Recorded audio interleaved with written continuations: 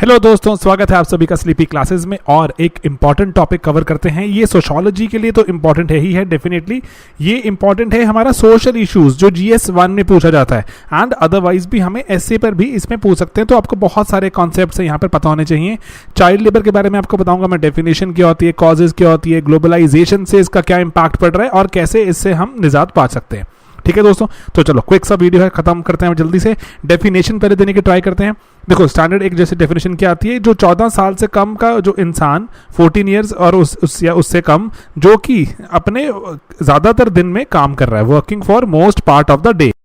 ठीक है, यहां पर बात यूएन कैसे डिफाइन करता है। यूएन कह रहा है 14 ईयर्स नहीं 18 ईयर्स करो आप, जो 18 साल से कम का इंसान जो ज्यादातर अपने दिन में काम कर रहा है। ठीक है, वर्किंग। एक जनरल आप थोड़ी सोशियोलॉजिकल डेफिनेशन भी दे सकते हो। हम क्या बोल सकते हैं, चाइल्ड लेबर उस इंसान की बात हो रही है जिसको अभी एजुकेशन सिस्टम में होना चाहिए था लेकिन अभी काम कर रहा है।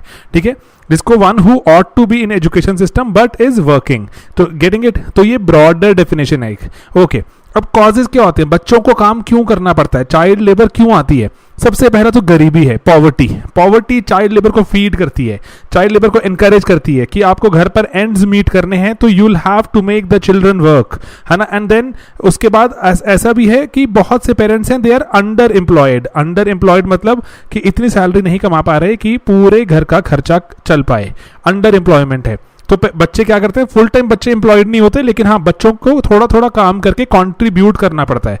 एंड देन उसके बाद वोकेशनल, हमारे देश में वोकेशनल एजुकेशन काफी वीक है। कि वोकेशनल एजुकेशन का मतलब क्या है, वहां पर यहां समझने की ट्राई करना कि वोकेशनल एजुकेशन वो होती है जो स्किल बेस्ड एजुकेशन है, स्किल बेस्ड, जहां पर स्किल मिलेगा एंड उसके बाद जैसे अगर कोई मैकेनिक चाहता है बनना, मैकेनिक बन सकता है एक्सेट्रा। तो वोकेशनल एजुकेशन काफी वीक है। तो वो वाली जो एजुकेशन वीक होने से क्या होता है, बच्चे एजुकेशन सिस्टम में आते ही नहीं। तो आप यहां पर ये वाला पॉइंट आगे कंटिन्यू करके आप देख सकते हैं, मैं आपको दिखाता हूं। यहां पर ये पॉइंट क्या बोलता है कि एजुकेशन सिस्टम ही का भी ये फेलियर की तरह देख सकते हैं कि बच्चों का या फिर पेरेंट्स का जो ट्रस्ट ही नहीं है एजुकेशन सिस्टम में, कि अगर बच्चों को स्कूल भेज भी दिया तो उससे क्या होगा, कि उनको कोई उसके बाद जॉब मिलेगी क्या, जो ऑलरेडी इतनी मुश्किल से वो पास हो रहे हैं। उसके बाद हमने अगर उनको कोई छोटी मोटी डिग्री करवा भी दी, क्या जॉब मिलेगी उन्हें। तो हमें उन्हें पहले से ही अपने साथ काम पे लगा रहे हैं, एंड या फिर यहाँ पर छोटा मोटा मैकेनिक का कोई काम मिल गया वहां पे डाल रहे हैं। तो ये जो एजुकेशन सिस्टम में भी लॉस ऑफ ट्रस्ट है। ठीक है, देन उसके बाद एजुकेशन सिस्टम में इंफ्रास्ट्रक्चर भी मिसिंग है। बच्चे आ रहे हैं स्कूल में नहीं आ रहे हैं, या फिर उसके लिए जो पैरेलली मटेरियल चाहिए बच्चों की ग्रोथ के लिए वो सब मिसिंग है। ओवरऑल होता क्या है कि स्कूल के सिस्टम में, एजुकेशन के सिस्टम में विश्वास ही नहीं होता कि अगर ऐसे रोज होकर डिग्री या फिर 10वीं 12वीं पास कर भी ली उससे क्या होगा अल्टीमेटली। ठीक है, ये बहुत कॉमन से एक ये जैसे कैलाश सत्यार्थी की आप स्पीच सुनते हैं तो उसमें ये बोलते हैं कि एजुकेशन सिस्टम को में वापस ट्रस्ट लाना होगा, एजुकेशन सिस्टम को रिवैम्प करना होगा, जहां पर अगर पढ़ा लिख गया कोई तो थोड़ी अश्योरेंस हो जाए कि उसको जॉब मिलेगी। ठीक है, देन उसके बाद पेरेंट्स का बहुत बड़ा रोल है यहाँ पर। पेरेंट्स जनरली या तो इलिटरेट होते हैं, उनको पता ही नहीं होता पढ़ाई की इंपॉर्टेंस क्या है, या इग्नोरेंट होते हैं। ठीक है, फैमिलीज बड़ी होती हैं। ओवरऑल आ क्या रहा है कि जहां भी आप देखो लार्ज फैमिलीज में कि अगेन एंड्स मीट करना मुश्किल है तो बच्चों को काम पर लगा दिया जाता है। अनहैप्पी होम्स, अनहैप्पी होम्स मतलब जहां पर जो पेरेंट्स में जो जनरली आपस में लड़ाई झगड़ा चल रहा है, डिसफंक्शनल, वहां पर बच्चों को सोशल सिक्योरिटी नहीं होती, खाना मिलेगा कि नहीं मिलेगा। बहुत से बच्चे काम करने के लिए इसीलिए आ जाते हैं बाहर, ढाबा पे काम कर रहे होते हैं, किसी के घर में डोमेस्टिक लेबर बन जाते हैं। एंड देन उसके बाद एक important reason, super important reason ये है हमारा प्रेफरेंस है। किसी किसी इंडस्ट्री में चाइल्ड लेबर की ही प्रेफरेंस है इनको। जैसे आप देखो कारपेट की फैक्ट्री, जहां पर बिल्कुल अच्छी फाइन बुनाई करनी है, बीड़ी, छोटे छोटे पत्तों को रोल करना है, वहां पर बच्चे प्रेफर किए जाते हैं चाइल्ड लेबर, क्योंकि काम काफी इंट्रिकेट है, बहुत डिटेल्ड वर्क है। एंड देन इनको एक स्पेशल टर्म भी दी गई है, इनको क्या कहा गया है, इनको कहा गया है निम्बल फिंगर्स। ठीक है, तो ये टर्म ध्यान रहे, निम्बल फिंगर्स। निम्बल मतलब बहुत ही जो बहुत ही आराम से चलती हैं, स्मूथ एकदम। ठीक है, निम्बल फिंगर, छोटी छोटी, कहीं भी जाकर जाके काम आराम से स्मूथली कर देंगी, कारपेट को भी बुन देंगी, बीड़ी भी बना देंगी। तो ऐसे कुछ फैक्टर्स में प्रेफरेंस भी है। देन उसके बाद बहुत से बच्चे जो ऑर्फन जो हो जाते हैं, अनाथ हो जाते हैं, उनके प्रोटेक्शन का फेलियर। उनको अच्छे से नहीं रखा गया ऑर्फनेजेस में, और तो इसीलिए क्या करते हैं वो बाहर आके खुद के सर्वाइवल का जिम्मा खुद उठाते हैं, and what they do is they become child labour. And then उसके बाद एक और आपने गवर्नेंस पर भी बात ये बतानी जरूरी है कि करप्शन भी है। जो बच्चों के लिए ग्रांट्स दी गई, स्कॉलरशिप दी गई, वो बेनिफिशियरीज तक पहुंच ही नहीं पाती है ना, और जो कल्प्रिट है ना तो उनको कोई किसी ने सजा दी। तो इसीलिए करप्शन भी एक मेजर रीजन है कि आज भी हमारे यहाँ पर सुधार गृह होते हैं बहुत सारे, जैसे कस्तूरबा आप देखेंगे तो वहाँ पर कस्तूरबा गांधी के नाम से बालिका विद्यालय चलते हैं, जो वहाँ पर बहुत सारे जो रेप केसेस भी आते हैं। तो ये इनका जो ओवरऑल सिस्टम में काफ़ी ज़्यादा करप्शन है। अगर कोई प्रॉपरली वहाँ, क्योंकि आए दिन ये आ रहा है ना, नॉट दैट कि all are bad but yes, but there are a lot of cases. क्योंकि यहाँ पे देखो अगेन चक्कर क्या होता है यहाँ पर कि अकाउंटेबिलिटी इश्यूज है ना, अकाउंटेबिलिटी इश्यूज कि इनको अकाउंटेबल कौन ठहराएगा। मीडिया में न्यूज़ आती है, शोर मचता है तो अकाउंटेबिलिटी वापस आ जाती है, अदरवाइज तो लोगों का विश्वास कम होता है इसमें कि ऐसी जगहों पर जाने से कुछ नहीं होगा। ठीक है, तो ये ओवरऑल सब कुछ है क्या रहा, 5 करोड़ के आसपास यूनिसेफ का एस्टीमेट है कि इंडिया में चाइल्ड लेबर है, 5 करोड़। इमेजिन कीजिए यूके की पूरी आबादी 7-7.25 करोड़ है, तो ऑलमोस्ट एक एंटायर यूके हमारे देश में चाइल्ड लेबर के रूप में काम कर रहा है। तो अब कुछ कॉन्स्टिट्यूशनल प्रोविजन भी हैं, याद रहे तो अच्छा, ये 24 है 39 EF, जहां पर चाइल्ड लेबर से हमें एक तो बैन किया गया है और उसको बंद करने के लिए कुछ प्रोविजन भी दी गई हैं। राइट टू एजुकेशन आप चाहें तो कोट कर सकते हैं, 21A चाइल्ड लेबर पर ये अटैक करती है वो, एटसेट्रा।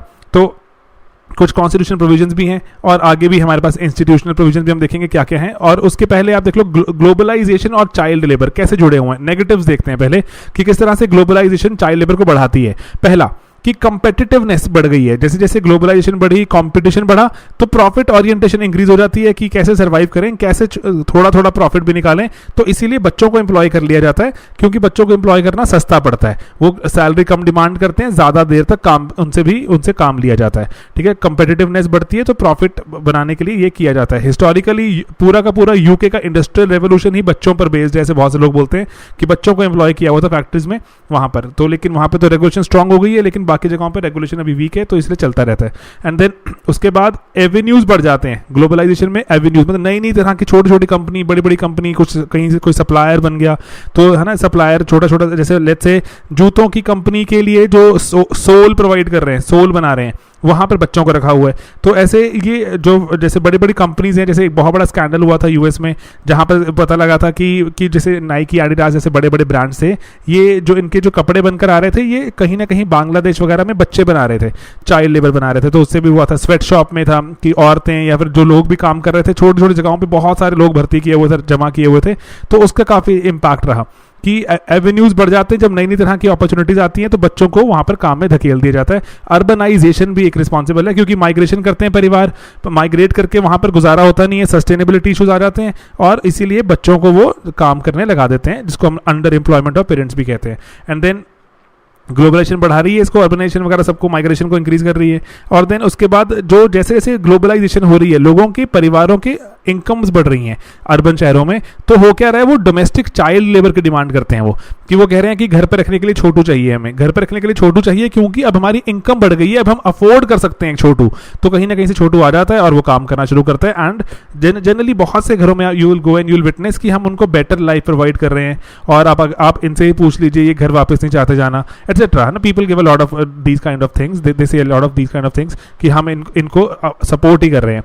तो ये एथिकल इशू है, आप एथिक्स में डिस्कस कर सकते हैं कि is it the right thing to do, है ना। एथिक्स में से सवाल पूछे जाते हैं आपको कि अगर आपको चाइल्ड लेबर बना के किसी को रखा हुआ है लेकिन एजुकेशन दी जा रही है उसको, तो क्या इज इट वैलिड, तो है ना, accordingly you can discuss it from ethical point of view as well.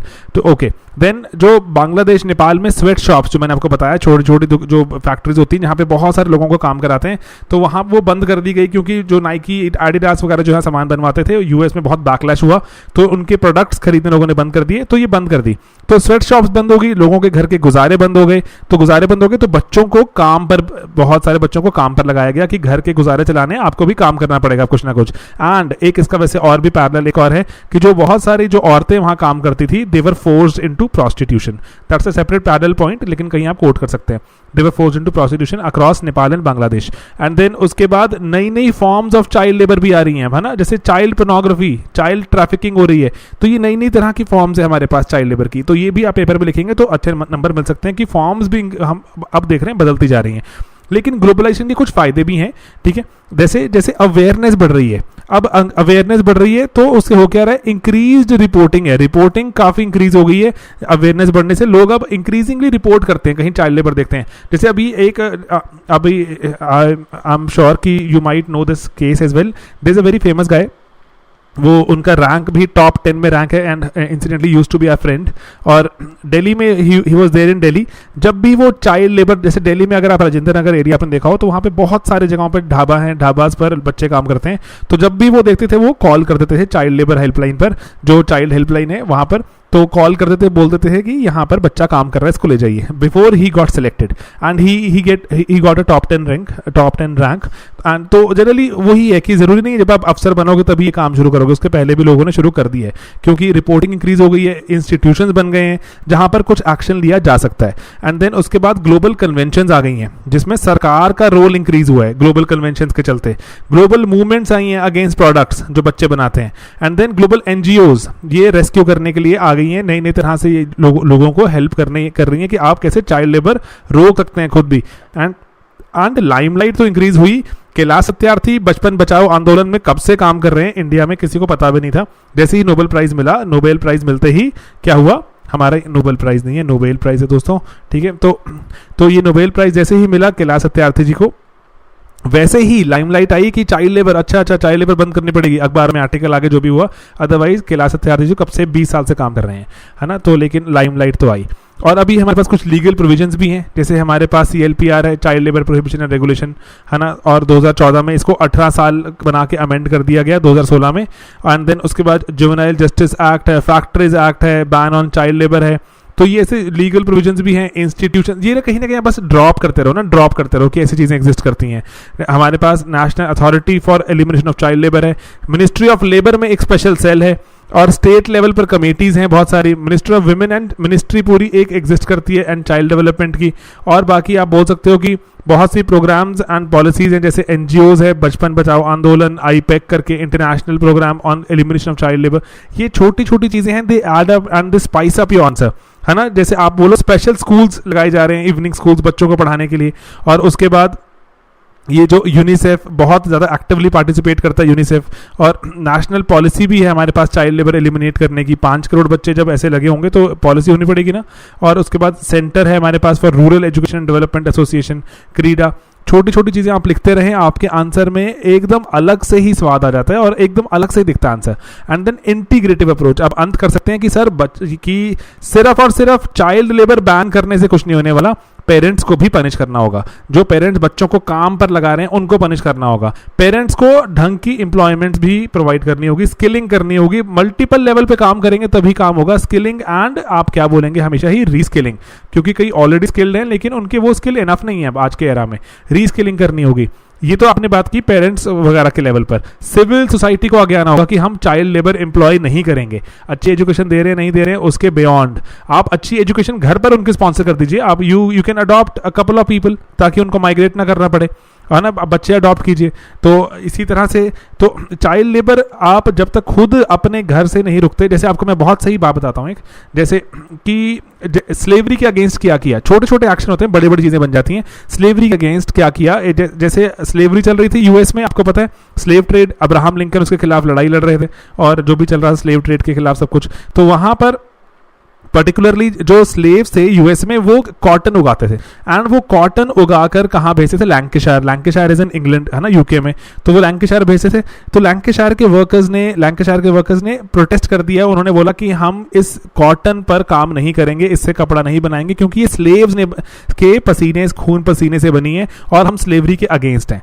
तो उन्होंने काम करना बंद कर दिया। लैंकाशायर की मिल जो वर्कर्स ने, छोटे कितने छोटे लोग होंगे, उनके पास कोई कितनी वो होगा, काम नहीं कर रहे हैं तो मालिक निकाल भी सकता है, तो लेकिन तब भी दे प्रोटेस्टेड। और उसके बाद Lancashire was the hub of everything, जो कपड़ा वगैरह, तो वहां पे फिर इस तरह से फोर्स हुआ, वहां पर कॉटन बिकनी बंद हो गई। कॉटन बिकनी बंद हुई तो जो स्लेव के जो ओनर्स थे उनको भी ऐसे फिर चोट पहुंची, क्योंकि जब तक आप मार्केट प्रोवाइड करते रहेंगे किसी चीज की तब तक वो चीज रहेगी। आप मार्केट प्रोवाइड करना बंद कर दीजिए, आप नकार दीजिए मुझे नहीं चाहिए, मार्केट भी ग्रेजुअली चली जाएगी, ठीक है। तो इसीलिए सिविल सोसाइटी पर बहुत बड़ी रिस्पॉन्सिबिलिटी होती है हर एक ऐसी सोशल इशू की। उसके बाद मीडिया भी हाईलाइट कर सकता है, जैसे टीवी सीरियल्स, एक पहले कोई टीवी सीरियल आता है उड़ान, जिसमें छोटी बच्ची होती है, चाइल्ड लेबर होती है, बंधुआ मजदूर। तो ऐसे ऐसे टीवी सीरीज वगैरह भी ऐसे इशू को हाईलाइट कर सकते हैं, ठीक है, कि कितनी अच्छी कितनी बुरी चीज़ है, जिसको आप अच्छा बोल रहे हो दैट इज इनफैक्ट अ बुरी चीज़, ठीक है। तो इसीलिए तो आप ये पूरा का पूरा चाइल्ड लेबर पर आप इसको आंसर आपका काफ़ी अच्छा बन सकता है। और डेफिनेशन शुरू कीजिए, प्रोविजन बताइए, एंड बताइए ग्लोबलाइजेशन ने क्या इम्पैक्ट किया, लीगल प्रोविजन बताइए, और उसके बाद वेरियस इंस्टीट्यूशंस प्रोग्राम्स बताइए, और अंत में एक वे अहेड सजेस्ट कीजिए कि किस तरह से वे अहेड क्या क्या इंटीग्रेटिव अप्रोच करनी पड़ेगी, एक चीज़ पे काम करने से नहीं होने वाला, ठीक है। चलिए, ये था छोटा सा हमारा अटेम्प्ट आप सबके सामने एक छोटा सा टॉपिक को पूरा विस्तार से प्रेजेंट करने का, ठीक है दोस्तों। मिलेंगे जल्द, बाय बाय।